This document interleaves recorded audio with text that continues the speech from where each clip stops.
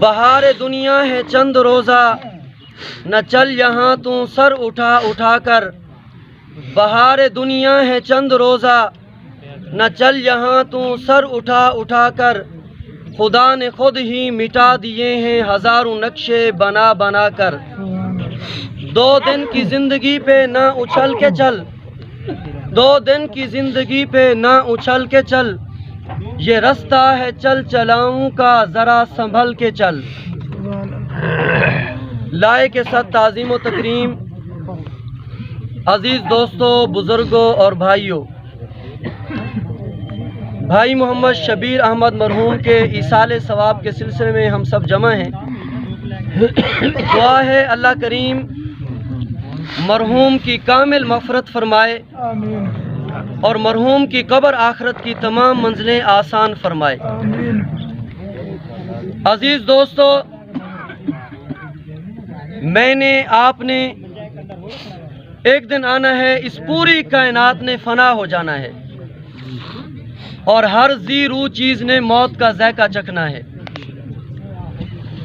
اور موت اللہ رب العزت کا ایک ایسا اٹل فیصلہ ہے جس سے کسی کو انکار نہیں،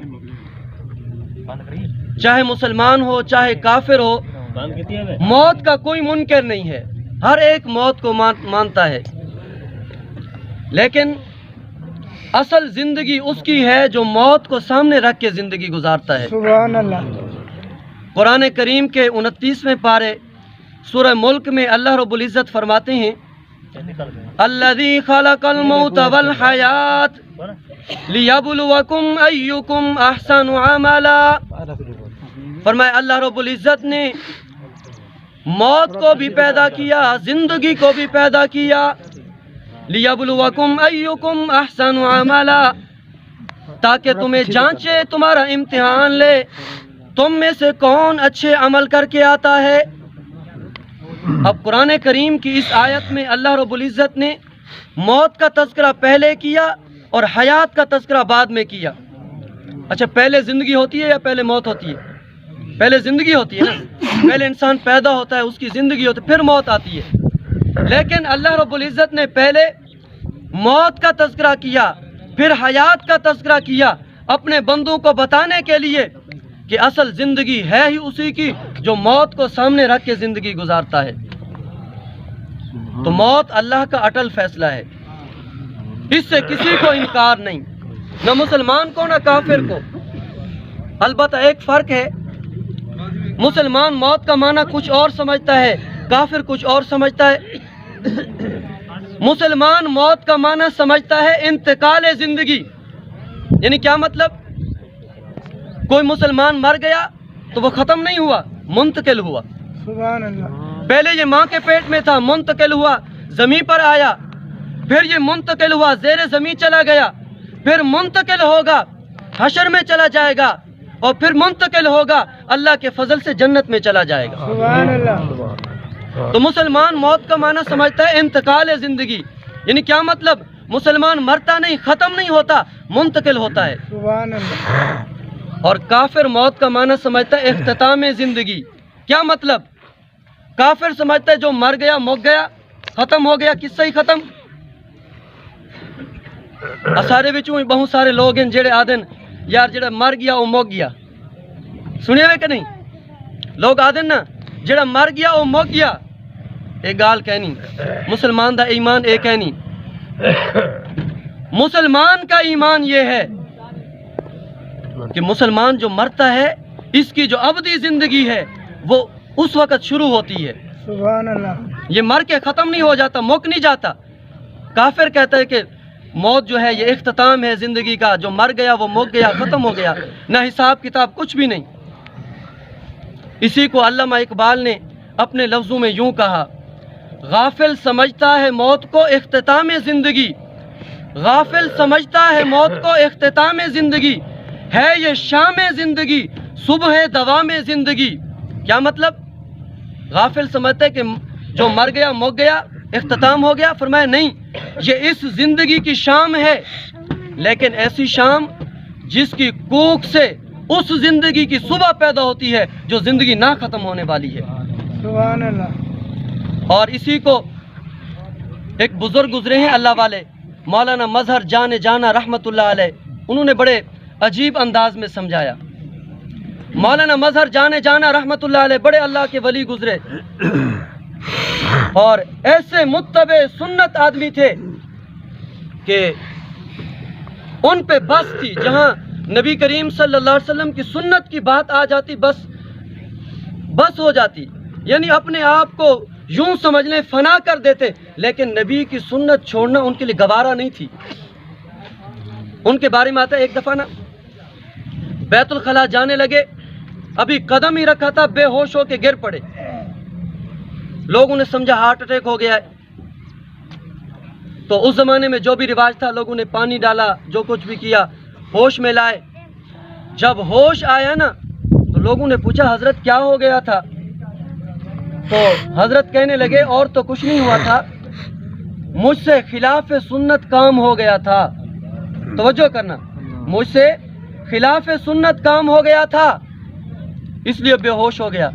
میں اور آپ بھی ذرا اپنے اپنے دامن میں جھانک کر دیکھیں، ہم تو صرف فتویٰ لگانے جوگے رہ گئے ہیں بس، فلاں جی منکر، فلاں جی گستاخ، فلاں جو فلاں نبی کو نہیں مانتا، فلاں نبی کی سنت کو نہیں مانتا۔ ہم خدا کی قسم انہی فتووں میں رہ گئے، اور جنہوں نے جو حقیقت میں نبی کے عاشق تھے، جو حقیقت میں نبی کے صحیح معنی میں چاہنے والے تھے، ان کی زندگی کے حالات پڑھ دیکھیے۔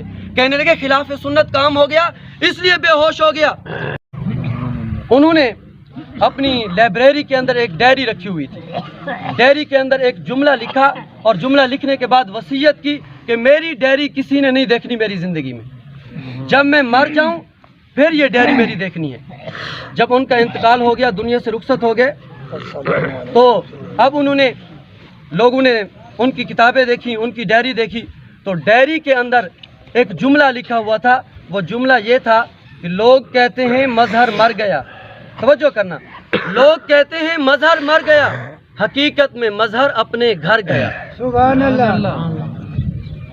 الذی خلق الموت والحیات لیبلوکم ایکم احسن عملا، فرمایا کہ اللہ رب العزت نے موت کو بھی پیدا کیا اور حیات کو بھی پیدا کیا، موت کا تذکرہ پہلے اور حیات کا تذکرہ بعد میں، اپنے بندوں کو بتانے کے لیے کہ اصل زندگی اس کی ہے جو موت کو سامنے رکھ کے زندگی گزارتا ہے۔ سبحان اللہ۔ اچھا، ہم سب کا ایمان ہے نا کہ ہم سب نے مرنا ہے، ہم سب نے مرنا ہے نا، ایک دن جانا ہے یہاں سے، لیکن ہم غفلت کی زندگی کیوں گزار رہے ہیں؟ ہم جنازے بھی پڑھتے ہیں، روزانہ اعلان بھی سنتے ہیں، اور اپنے اعزہ اقارب کے جناب جسد پہ مٹی بھی ڈال کے آتے ہیں، لیکن ہم پہ ذرا برابر فرق بھی نہیں پڑتا۔ ایسے لگتا ہے جیسے ہم نے ساری زندگی یہیں رہنا ہو۔ آج ہم دیکھ لیں، آج ہماری زندگی میں جو بھاگ دوڑ ہے، جو کوششیں ہیں، جو جد و جہد ہے، وہ ساری بھاگ دوڑ جو ہے وہ اسی زندگی کی خاطر ہے، اور یہ زندگی ہے عارضی، ذرا لمحے کا بھی اس کی وفا کا پتہ نہیں۔ عارضی زندگی کے لیے اتنا کچھ کر رہے ہیں کہ جو ابدی زندگی ہم نے اس کو بھلا دیا۔ سبحان اللہ۔ اسی لیے اللہ رب العزت نے قرآن کریم کے اندر ہمیں بار بار متنبہ کیا، خبردار کیا کہ تم ہمیشہ رہنے کے لیے نہیں آئے، بلکہ تم آئے ہو مرنے کے لیے، موت کی تیاری کے لیے آئے ہو، اپنے رب کو راضی کرنے کے لیے آئے ہو، میرے مصطفیٰ کریم صلی اللہ علیہ وسلم کی مبارک سنتوں پہ عمل کرنے کے لیے آئے ہو۔ اللہ رب العزت نے قرآن کریم میں ایک جگہ نہیں بار بار خبردار کیا ہے، کل نفس ذائقۃ الموت ثم الینا ترجعون، فرمایا ہر ذی روح چیز نے موت کا ذائقہ چکھنا ہے۔ اللہ فرماتے ہیں پھر تم سب نے میرے پاس لوٹ کے آنا ہے۔ قل ان الموت الذی تفرون منہ فإنه ملاقیکم ثم تردون الى عالم الغیب والشہادہ فینبئکم بما کنتم تعملون، فرمایا محبوب انہیں بتا دو جس موت سے یہ بھاگتے پھرتے ہیں، یہ موت سے بھاگ نہیں سکتے، ایک وقت آئے گا موت ان کے پاس آ کے رہے گی، پھر اللہ انہیں بتائے گا کہ تم کیا عمل کر کے آئے ہو۔ سبحان اللہ۔ یہ جو ہمارے ذہنوں میں خیال بیٹھ گیا ہے نا، آج انسان اگر کوئی گناہ کرتا ہے، کوئی خطا کرتا ہے، کوئی جرم کرتا ہے، پتہ ہے جرم یا کوئی گناہ انسان اس خیال کی وجہ سے کرتا ہے کہ کوئی نہیں دیکھ رہا، اس خیال سے کرتا ہے نا، کہیں تنہائی میں ہے، کہیں کمرے میں ہے، کہیں چھپ کے کوئی گناہ کر رہا ہے، تو انسان اس خیال سے گناہ کر رہا ہوتا ہے کوئی نہیں دیکھ رہا، اور یہ خیال ہمارے ذہنوں پہ اس قدر بیٹھ گیا ہے کہ ہم اپنے رب کو بھی بھلا بیٹھے ہیں۔ ہمارے ذہن میں یہ تصور نہیں آتا کہ انسان نہیں دیکھ رہے، رب تو دیکھ رہا ہے نا، اس تصور کو ہم بھلا بیٹھے ہیں، اس لیے گناہوں کی زندگی گزر رہی ہے۔ قرآن کریم پڑھ کے دیکھو، کل قیامت کے دن ہمارے عملوں پہ 4 گواہ گواہی دیں گے۔ آخری بات کر کے بات ختم کرتا ہوں۔ سب سے پہلا گواہ، سب سے بڑا گواہ جو ہے وہ اللہ کی ذات ہے۔ سبحان اللہ، اللہ سے کوئی بچ نہیں سکتا۔ ان ربک لبالمرصاد، فرمایا تیرا رب تیری گھات میں ہے، دیکھ رہا ہے، تو جو کچھ عمل کر رہا ہے وہ کل قیامت کے دن تجھے بتائے گا۔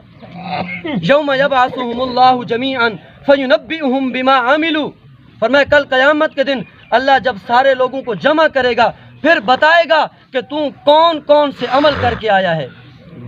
انسان حیران ہو جائے گا کہ یہ عمل تو میں نے کیے تھے لیکن میں نے تو بھلا دیا۔ اللہ فرمائیں گے احصاہ اللہ ونسوہ، تو کر کے بھول گیا، میں نے تیرا ایک ایک عمل گن کے رکھا ہوا ہے، تیرے نام اعمال میں لکھوا کے رکھا ہوا ہے۔ سبحان اللہ، پہلا گواہ اللہ، اور دوسرا گواہ کرامن کاتبین، جو فرشتے ہمارے کندھوں پہ بیٹھے ہوئے ہیں۔ دائیں کندھے پہ بیٹھا فرشتہ نیکی لکھ رہا ہے اور بائیں کندھے پہ بیٹھا فرشتہ ہمارے گناہ لکھ رہا ہے۔ جب انسان کوئی نیکی کرتا ہے تو دائیں کندھے والا فرشتہ لکھتا ہے، جب کوئی گناہ کرتا ہے، غلط کام کرتا ہے تو بائیں کندھے پہ بیٹھا فرشتہ لکھ لیتا ہے۔ لیکن ایک وقت ایسا بھی آتا ہے کہ دونوں فرشتے لکھنے میں مصروف ہو جاتے ہیں۔ توجہ ہے آپ کی؟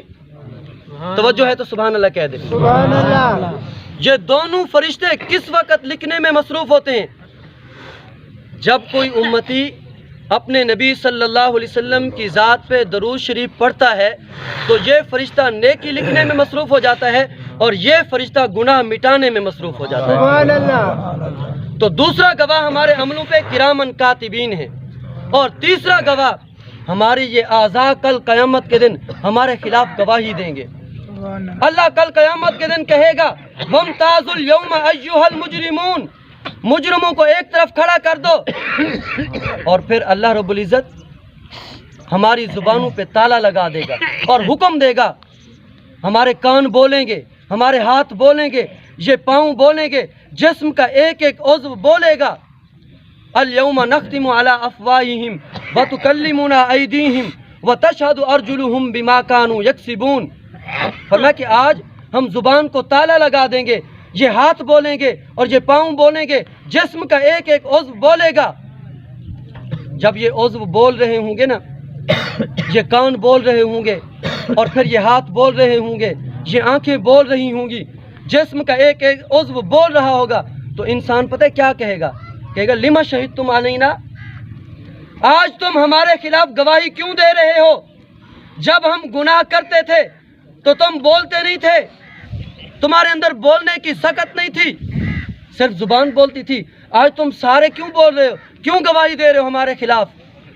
تو یہ آنکھ بول اٹھے گی، کہے گی، اور یہ جناب یہ جبین کہے گی، یہ ہاتھ پاؤں بولیں گے، کہیں گے قالوا انطقنا اللہ الذی انطق کل شیء وهو خلقکم اول مرہ، فرمایا آج اس ذات نے ہمیں بلوا دیا ہے جو ذات ہر ایک چیز کو، کائنات کے ذرے ذرے کو بلوانے پہ قادر ہے۔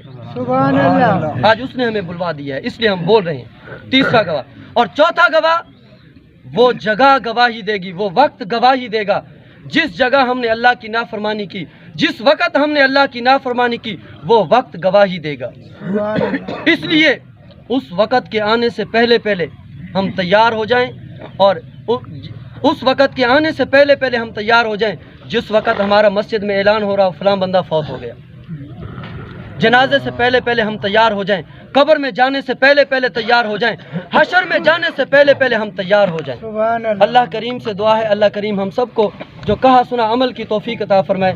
وما علینا الا البلاغ۔